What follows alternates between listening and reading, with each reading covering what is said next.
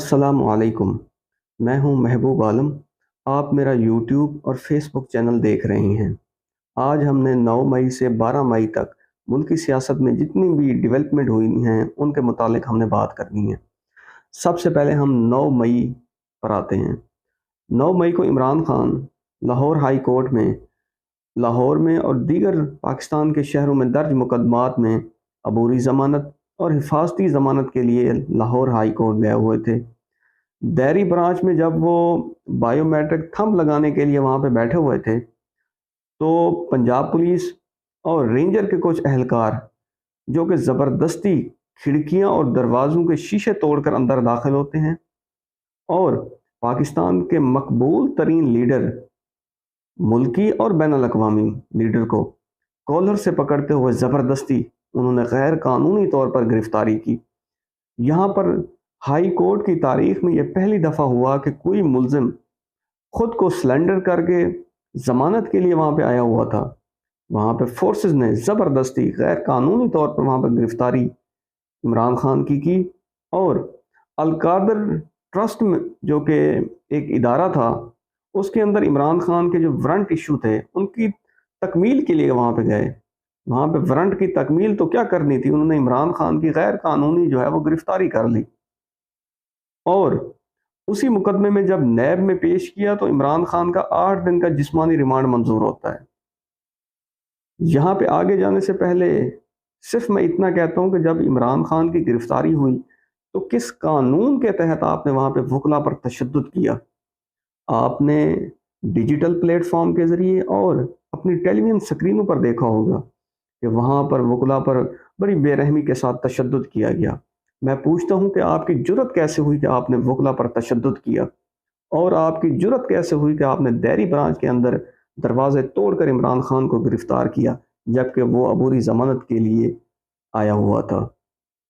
जब वहाँ से नैब से 8 दिन का रिमांड मिला, तो अगले ही दिन पीटीआई जो है वो सुप्रीम कोर्ट चली गई। वहाँ पे उन्होंने एक पटिशन दायर की कि इमरान खान की जो गिरफ्तारी है वो गैर कानूनी तौर पर की गई है। तो सुप्रीम कोर्ट ने स्टेट को और दीगर जो इदारे थे उनको नोटिस किया और इमरान खान को वहाँ पर पेश किया गया सुप्रीम कोर्ट में। सुप्रीम कोर्ट ने कानून के दायरे में रहते हुए इमरान खान की जो गिरफ्तारी थी उसको गैर कानूनी करार दिया और इमरान खान को पुलिस लाइन के जो वहाँ पे होटल्स थे वहाँ पे उनको ठहराने का हुक्म सादर किया और कहा कि आपने इमरान खान को हाई कोर्ट में पेश करना है और हाई कोर्ट जो भी फैसला करेगी इमरान खान को मानना पड़ेगा। तो अगले ही दिन हाई कोर्ट के अंदर इमरान खान को पेश किया गया। इमरान खान ने अलकादर ट्रस्ट और दीगर जो तोशाखाना केस और दीगर केसेस में अबूरी ज़मानत और हिफाजती ज़मानत दायर की, जो कि अदालत ने अलकादर ट्रस्ट में इमरान खान की 2 हफ्तों के लिए अबूरी ज़मानत मंजूर की और इसके साथ दीगर मुकदमात में भी इमरान खान की हिफाजत ज़मानत जो है वो मंजूर होती है।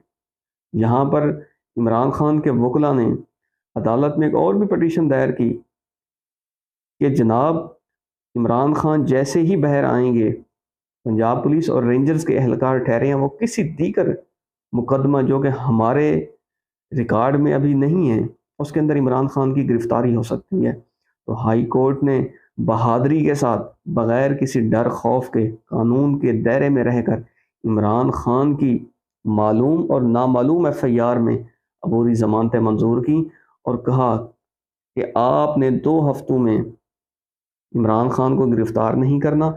9 मई के बाद जितनी भी एफआईआर हुई आप उसमें इमरान खान को गिरफ्तार नहीं कर सकते।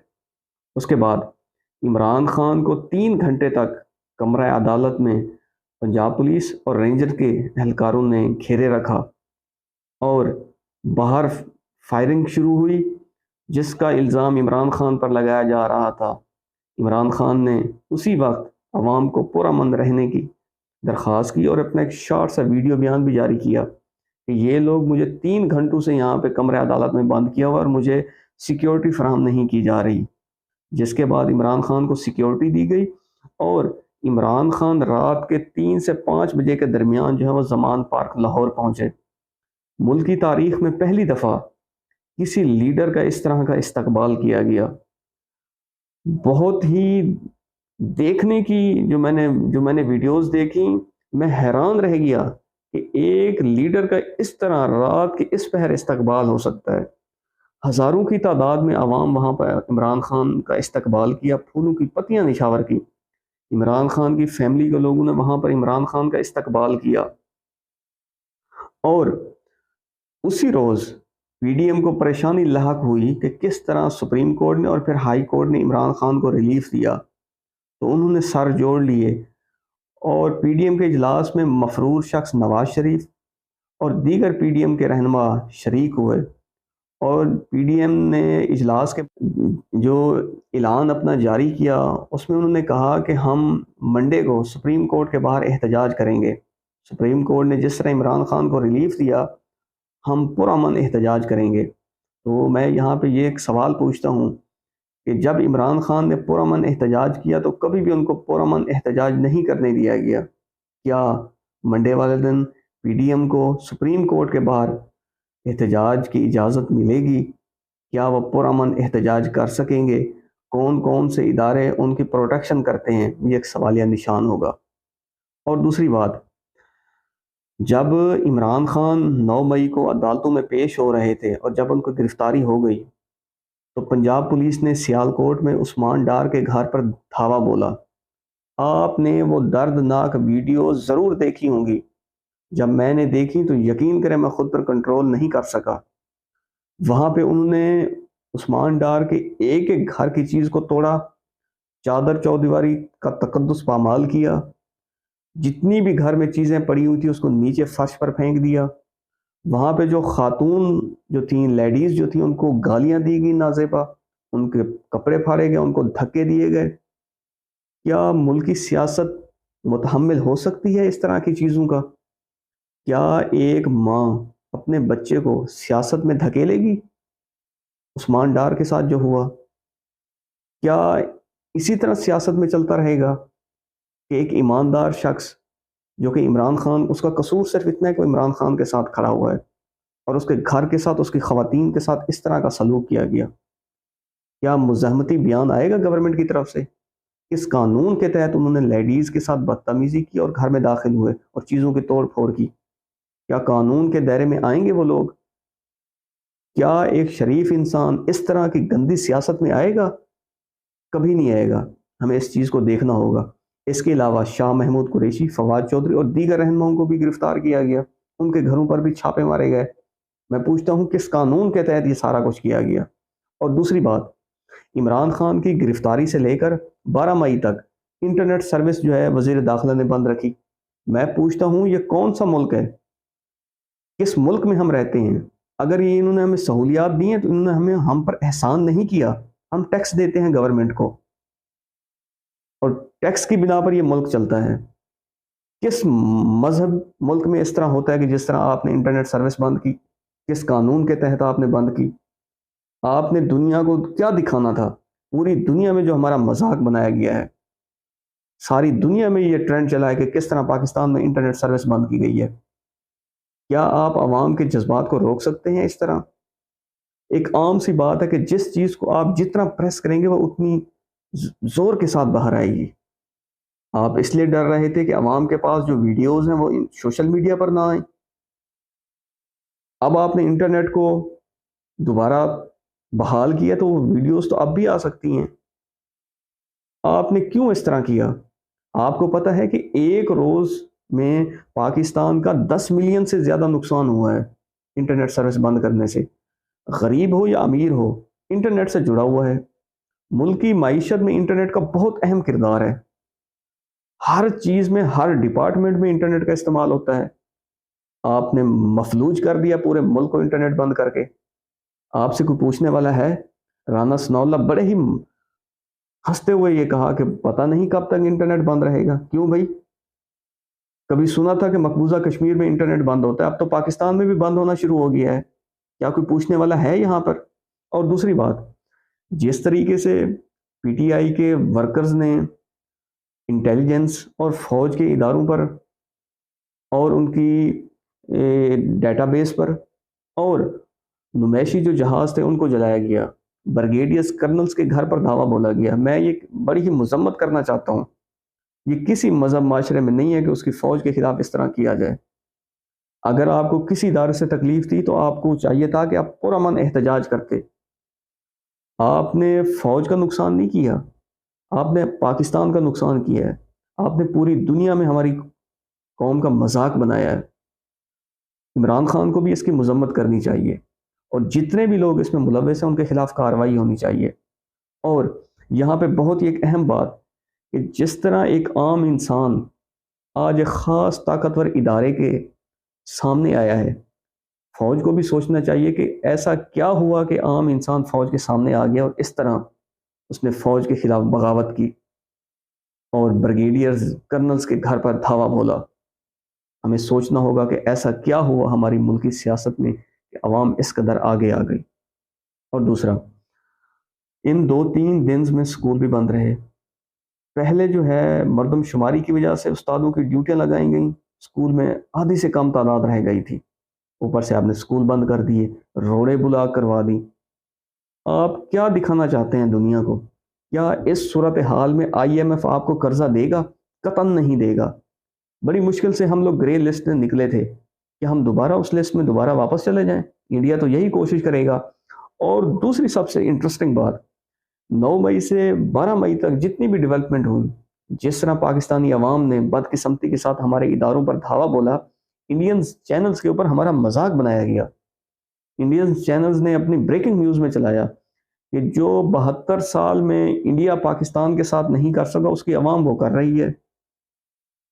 اور دوسرا، انٹرنیٹ کی بندش کو بھی پوری دنیا میں مذاق بنایا گیا کہ کس طرح ایک عوام کی زبان کو بند کیا گیا. اور دوسرا، ہمیں کبھی بھی فورسز کے خلاف نہیں جانا چاہیے. وہ ہمارا تحفظ کرتی ہیں، وہ راتوں کو جاگ کر ہماری حفاظت کرتی ہیں. قطعاً ہمیں ایسا نہیں کرنا چاہیے. ہمیں احتجاج پرامن ریکارڈ کروانا چاہیے. اس طرح نہیں کرنا چاہیے جس طرح PTI کے ورکرز اور دوسرے لوگوں نے کیا. عوام کو بہت زیادہ مشکلات کا سامنا کرنا پڑا. اور دوسری بات، جس طرح PDM ان تمام چیزوں کے بعد سپریم کورٹ میں احتجاج کرنے جا رہی ہے، کیا ادارے ان کو روک سکیں گے؟ کیا عمران خان پرامن احتجاج نہیں کر سکتا؟ کیا ان کو حق حاصل ہے کہ یہ پرامن احتجاج کریں گے؟ کون کون سے ادارے ان کے ساتھ شامل ہوں گے؟ اور اسی طرح ان 9 مئی سے 12 مئی کے درمیان مریم نواز نے جس طرح عدلیہ پر وار کیا، ان کے کچھ جو ٹویٹس تھے، ان میں سے ایک جو ٹویٹس ہے وہ میں آپ کو پڑھ دیتا ہوں. چیف جسٹس ہونے کا مطلب ریاست کو اس شخص کی غلامی میں دینا نہیں جس نے اپنے پالتو گنڈوں کے ذریعے قومی وقار اور ملکی دفاع کی ہر علامت کو جلا کر راکھ کر دیا. ایسے شخص کو کسی بھی مقدمے میں گرفتاری سے روکنا، اسے شاہی مہمان بنا کر رکھنا اور اس کے نخرے اٹھانا اور پاکستان کے علاوہ ان شہیدوں اور غازیوں کی توہین ہے جن کی ہر ایک نشانی پر حملہ کیا گیا. چیف جسٹس صاحب، آپ اب عدلیہ ہی نہیں، آئین اور قانون اور نظام اور انصاف اور ملک کی سلامتی کے لیے خطرہ بن چکے ہیں. ملک کی تقدیر سے کھیلنے والا ایک دہشت گرد کی سہولت کاری بننے کے بعد آپ اپنا وقار کھو چکے ہیں.